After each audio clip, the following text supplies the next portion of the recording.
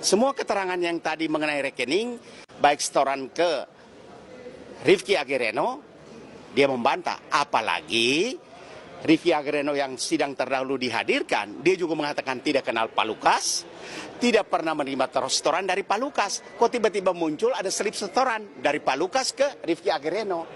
Makanya dia membantah. Jadi hanya dengan memperlihatkan slip setoran, si penerima mengatakan tidak pernah menerima uang dari Pak Lukas juga tidak mengatakan tidak pernah mengirim uang ke Rifki Agereno. Ini dari mana? Kecuali bank tampil di pengadilan, ada slip setorannya ini. Ini kan bank juga tidak muncul. Jadi memunculkan bukti-bukti contoh setoran Pak Lukas ke Rifki Agereno. Rifki Agereno mengatakan tidak pernah menerima setoran dari Pak Lukas tidak mengenal Rifki, bank tidak pernah menjelaskan bahwa Pak Lukas bertransaksi di bank yang setoran uang itu. Jadi sudah meminta untuk hadirkan BCA. Iya, BCA juga tidak hadir. Rifki Agereno hadir di pengadilan kemarin dulu mengatakan tidak kenal Pak Lukas, tidak kenal Pitun NMB. Jadi ini bagaimana, buat kita makin bingung perkara ini. Tapi ya dari pihak Bapak pengennya dari pihak bank didatangkan, tapi ini udah mau masuk tuntutan. Sudah masuk agenda tuntutan. Seharusnya bank itu dihadirkan untuk memberi klarifikasi. Contoh yang ditampilkan di layar tadi. Apakah lembaran slip setoran ini asli punya mereka walaupun tindasan? Apakah di tanggal itu ada transaksi? Siapa yang datang ke situ? Kan tidak ada juga. Hanya modalnya dengan print itu dan slip setoran itu. Sementara bank yang punya kertas setoran itu tidak pernah dikonfirmasi apakah lembar setoran yang tindasan itu punya bank BCA atau tidak. Ketua majelis sudah pernah meminta ke JPU untuk menghadirkan pihak bank BCA.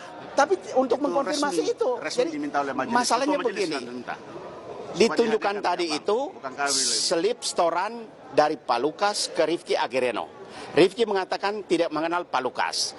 Rifki mengatakan tidak kenal Pitun NMB. Lalu dimunculkan slip setoran itu seolah setoran dari Pak Lukas ke Rifki Agereno. Pak Lukas mengatakan tidak mengenal Rifki Agereno. Satu-satunya yang bisa kasih keterangan kan pihak bank. Pihak bank lah yang bisa mengkonfirmasi bahwa benar di tanggal sekian dengan kertas setoran itu masuk ke rekening ini dan kertasnya itu punya kami cap di cabang yang bersangkutan. Tapi tidak dihadirkan. Itu masalahnya di situ. Jadi Pak Lukas mengatakan tidak kenal semua. Dan Pak Lukas mengatakan tidak kenal karena memang satu, Riki sendiri mengatakan tidak kenal Pak Lukas. Riki sendiri mengatakan tidak kenal Pitun NMB. Pak Lukas sendiri juga tidak kenal namanya Agus Parlindungan Tambunan. Jadi bukti-bukti yang ditampilkan ini memang makanya tadi kita konfirmasi. Bukti itu juga bukan maksudnya begini.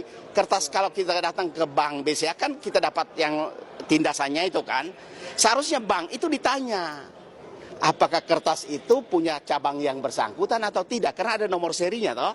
Nomor ini di cabang mana, cap siapa, segala macam.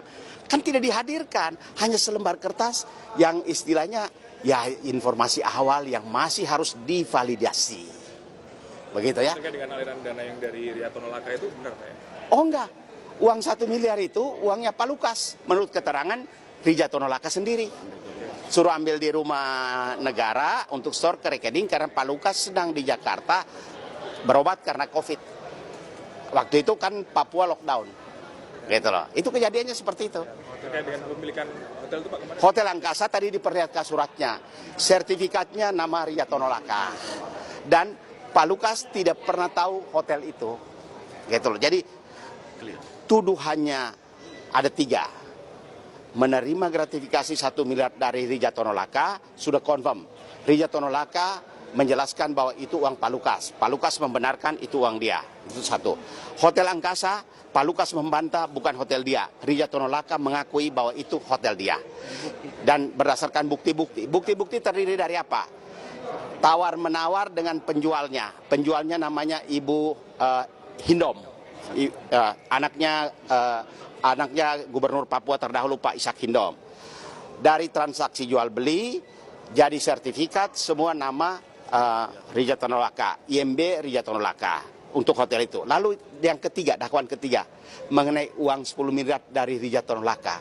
Ya buktinya seperti tadi, dari Pitun NMB. Sudah dijelaskan tadi, Pitun itu tidak pernah di BAP. Pitun itu sekarang sakit parah yang tidak bisa melakukan aktivitas sendiri. Gitu loh. Jadi 3 poin dakwaan ini ya teman-teman kalau mengikutkan sudah tahu.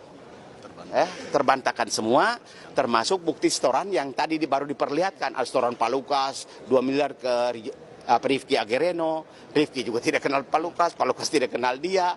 Orang bank juga tidak kasih keterangan. Nah itulah. Padahal hakim sudah meminta pihak bank dihadirkan. Karena itu kita mau uji. Mau ujinya kenapa?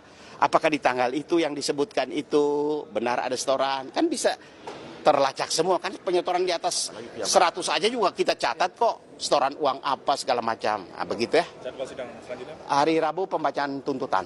Ya, tuntutan, nanti pembelaan replik duplik, kemudian putusan. Oke. Terima kasih. Oke. Mari.